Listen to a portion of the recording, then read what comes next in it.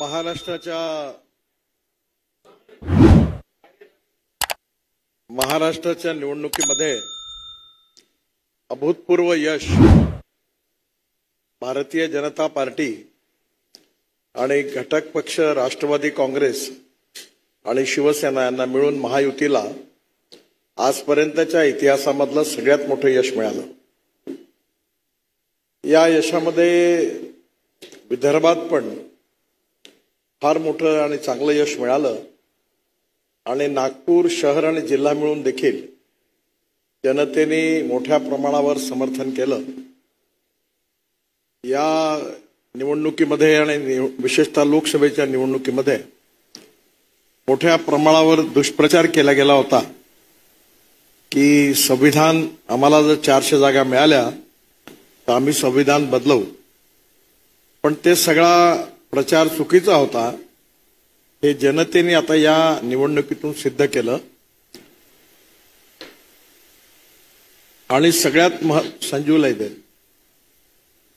अजून एक आणि या निवडणुकीमधली सगळ्यात मोठी विशेषता ही राहिली की शेतकरी, शेतमजूर, आदिवासी यांनी तर भरपूर प्रमाणामध्ये आम्हाला मतदान केलं। विशेषतः महाराष्ट्र सरकारची जी लाडली बहन योजना होती त्या योजनेच्या द्वारे देखील महिलांनी अतिशय उत्स्फूर्तपणे मतदान केलं आणि त्याचा सगळा परिणाम म्हणून आजपर्यंतचे सगळे रेकॉर्ड तोडून अभूतपूर्व सफलता महायुतीला मिळाली। या अभूतपूर्व विजयाबद्दल मी महायुतीचे माननीय मुख्यमंत्री श्री शिंदेजी, त्याचप्रमाणे देवेंद्र फडणवीसजी, अजित पवार यांचं तिघांचे मनापासून अभिनंदन करतो। भारतीय जनता पार्टीचा स्ट्राईक रेट देखील हा जेवढ्या जागा जळला त्यात अतिशय उत्तम होता। त्याबद्दल विशेष रूपाने देवेंद्रजी आणि चंद्रशेखर बावनकुळे या दोघांनाही पण अभिनंदन करतो, शुभेच्छा देतो। आणि विशेषतः कार्यकर्त्यांनी पण या सर्व स्थितीमध्ये अतिशय मेहनत आणि परिश्रम घेतले। ज्यावेळी महाराष्ट्रामध्ये सर्व भागात फिरत असताना असा करंट जाणवत होता, पण विश्वास होत नव्हता की एवढी मोठी सफलता मिळेल। पण सर्व भागामधून महाराष्ट्राच्या जनतेने पुन्हा एकदा युतीला जो कौल दिलेला आहे हा अतिशय अभूतपूर्व आणि ऐतिहासिक असा आहे। आणि विशेषतः महाराष्ट्रामध्ये मोदीजींच्या नेतृत्वाखालील भारत सरकारने आणि शिंदे, फडणवीस आणि अजित पवार यांच्या नेतृत्वाखाली महाराष्ट्राच्या महायुतीच्या सरकारने जे काम केलं त्या कामाला पुन्हा एकदा जनतेने पसंती दिलेली आहे आणि ही अतिशय आनंदाची, अभिमानाची गोष्ट आहे। आणि मला विश्वास आहे की या मॅन्डेटचं रूपांतर निश्चितपणे महाराष्ट्राचा विकास करण्याकरता आणि त्याचबरोबर या निवडणुकीने अनेक वादांना आणि विवादांना उत्तर दिलेलं आहे। त्यामुळे बाबासाहेब आंबेडकर, महात्मा फुले, शाहू महाराज आणि छत्रपती शिवाजी महाराजांचा महाराष्ट्र हा जातीपातीच्या राजकारणापासून मुक्त होऊन एक सुखी, समृद्ध, संपन्न राज्य निश्चितपणे झाल्याशिवाय राहणार नाही। मी पुन्हा एकदा एकनाथ शिंदे, अजित पवार, देवेंद्रजी फडणवीस आणि त्या सगळ्यांना मनापासून शुभेच्छा देतो। जे आमदार निवडून आलेले आहेत त्या सगळ्यांनाही पण त्यांचं सगळ्यांचं खूप खूप अभिनंदन करतो आणि नक्कीच या विजयाचा उपयोग महाराष्ट्र अजून सुखी, समृद्ध, संपन्न होण्याकरता निश्चितपणे होईल असा विश्वास व्यक्त करतो।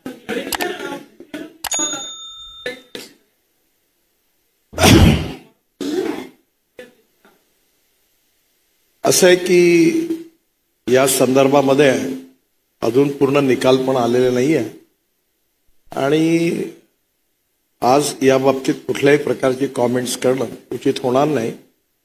या संदर्भामध्ये पार्टीतलं शीर्षस्थ नेतृत्व आणि निवडून येणारे आमदार यांच्याद्वारे याचा योग्य वेळी योग्य निर्णय होईल।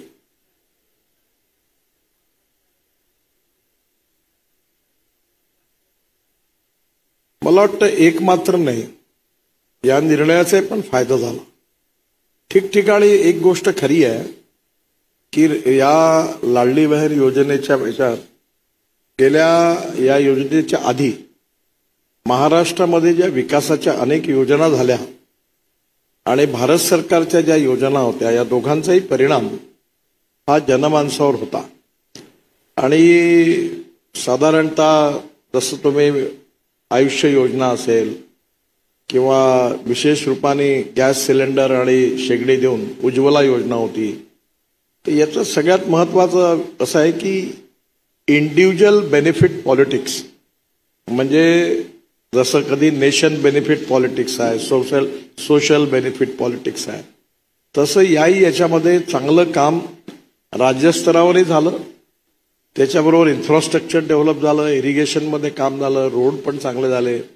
आणि दुसरं जे छोट्या छोट्या योजना होत्या भारत सरकारच्याही होत्या आणि विशेषतः महाराष्ट्र सरकारच्या, या दोन, आता तुम्हाला माहिती आहे आपल्या इथे आयुष्य योजनेमध्ये आपण 40,000 लोकांना त्याचा बेनिफिट मिळाला होता. पण मागच्या निवडणुकीमध्ये जाणून बुजून लोकांना कन्फ्यूज करण्याचा प्रयत्न झाला होता. यावेळी लोकांच्या मनातला गैरसमज दूर झाला आणि ते पॉझिटिव्ह होट हे महायुतीला मिळालं आणि त्याच्यामुळे हा परिणाम साध्य झाला. मी आपल्याकडे बघतो. भारतीय जनता पार्टीला मिळालेलं अभूतपूर्व यश हा आमच्या आनंदाचा, समाधानाचा विषय आहे. यामध्ये निवडणुका होतात, कधी कोणी जिंकतं कधी हरतं, आणि ज्यांनी जिंकलं त्यांना जनतेचा आशीर्वाद मिळाला. तर मी नेहमी परवा इथल्या एका पब्लिक मिटिंगमध्ये उत्तर नागपुरात बोललो होतो की मला मागच्या वेळी 32,000 मतांनी मी मागे होतो. तर मी म्हटलं असं की कदाचित माझं काम करण्यामध्ये मी कुठे कमी पडलो असेल म्हणून कमी मतं मिळाली. मी अजून जास्त काम करून लोकांचा विश्वास संपादन करण्याचा प्रयत्न करेन. राजकारणामध्ये हाच त्याचा अर्थ काढणं उचित होईल.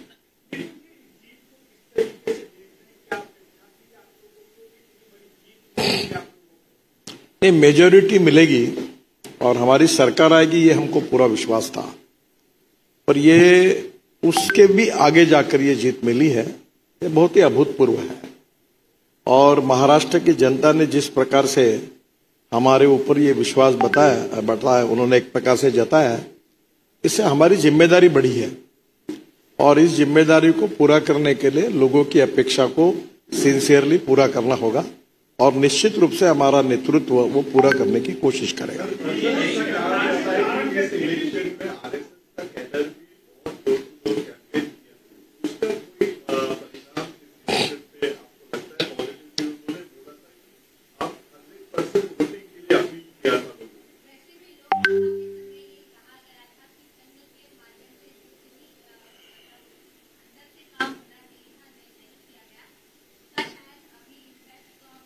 संघ ये राजनीतिक ऑर्गेनाइजेशन नहीं है और स्वयंसेवक अपने राजनीतिक निर्णय करने का उनका अधिकार होता है.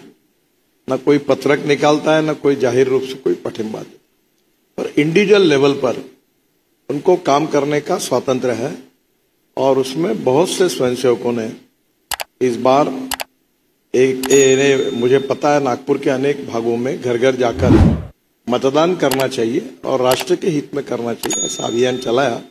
उनके सबकी सक्रिय सहयोग और समर्थन, ये भी, इससे भी हम सबको इतनी बड़ी जीत हासिल करने में जो अनेक लोगों का सहभाग है, उसमें उन लोगों ने भी जो मदद की है निश्चित रूप से हमारे लिए बहुत उपयोगी साबित हुए.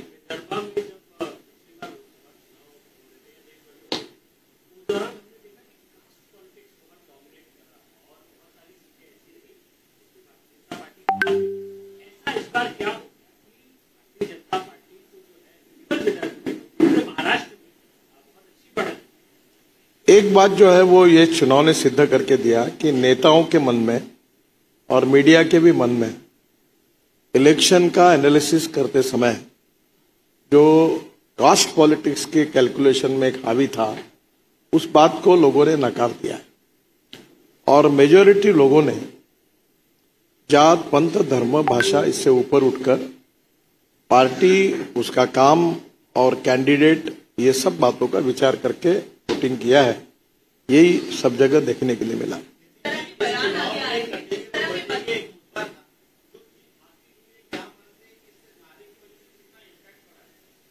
मुझे लगता है ये नारा न कोई भारतीय जनता पार्टी का कोई चुनाव का ये था। जो सही सवाल ये था कि महाराष्ट्र में जो युति सरकार ने जो काम किया और लाडली बहन योजना की कारण जो बेनिफिट महिलाओं को बहनों को मिला और भारत सरकार का भी जो काम हुआ, दोनों मिली इसका मिला जुला परिणाम यह रहा है कि लोगों ने फिर से ये विश्वास जताया।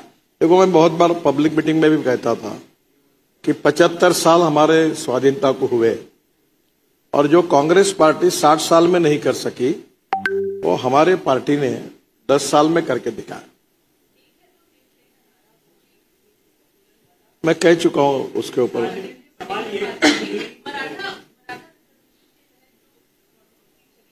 मैंने वही बात आपको बताई कि जात पंथ धर्म भाषा ऐसे कोई विवादों में न फंसते हुए लोगों ने एक पॉजिटिविटी के साथ वोट दिया है, ये इसकी विशेषता है।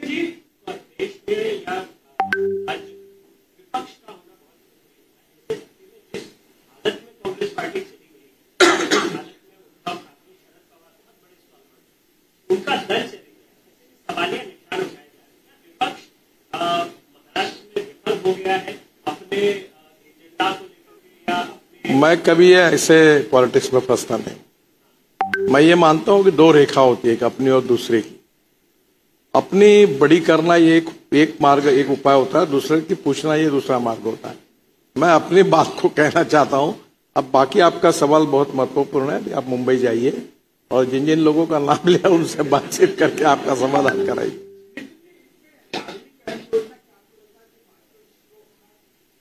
देखो, ये योजना का इम्पैक्ट, ये मध्य प्रदेश में इस योजना का अच्छा परिणाम आया और बाद में इस योजना का महाराष्ट्र में भी एक महिलाओं तक एक अच्छा इम्पैक्ट आया। पब्लिक मीटिंग में बड़े प्रमाण पर महिलाएं इकट्ठा होती थी और जब कोई नेता बोलते समय इसका उल्लेख करता था तो महिला बड़े उत्साह के साथ उसको रिस्पॉन्स करती थी।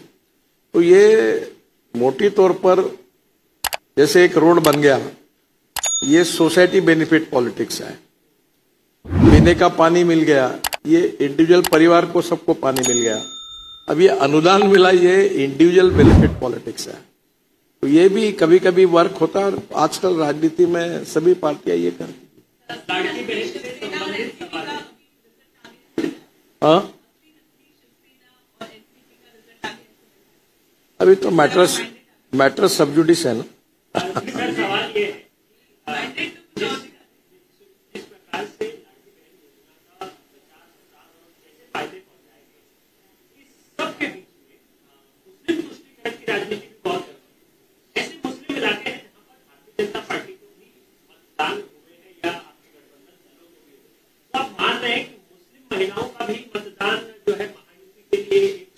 मैं ये मानता हूं कि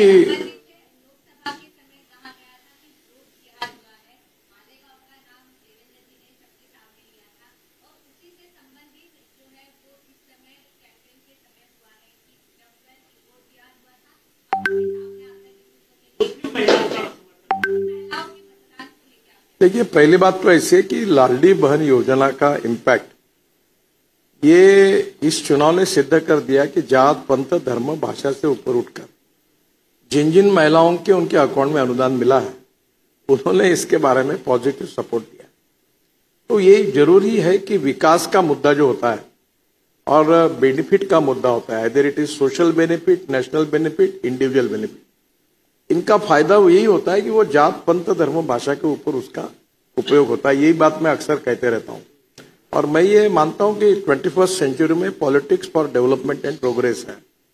तो ये जो जात की बात होती है, backwardness become a political interest, everyone want to prove that he is backward. तो ये राजनीति जो है ये अब खत्म हो गई है। लोग परफॉर्मेंस चाहते हैं, काम चाहते हैं।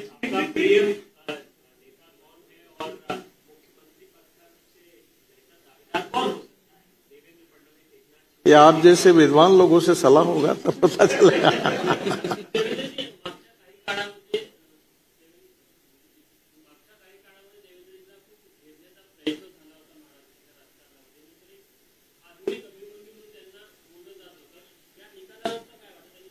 नहीं, ये जो निकाल है उनके नेतृत्व में भारतीय जनता पार्टी ने चुनाव लड़ा है और इसलिए इस नेतृत्व करके जो उनकी कसौटी थी उसमें वो उत्तीर्ण हुए, यही बात सिद्ध।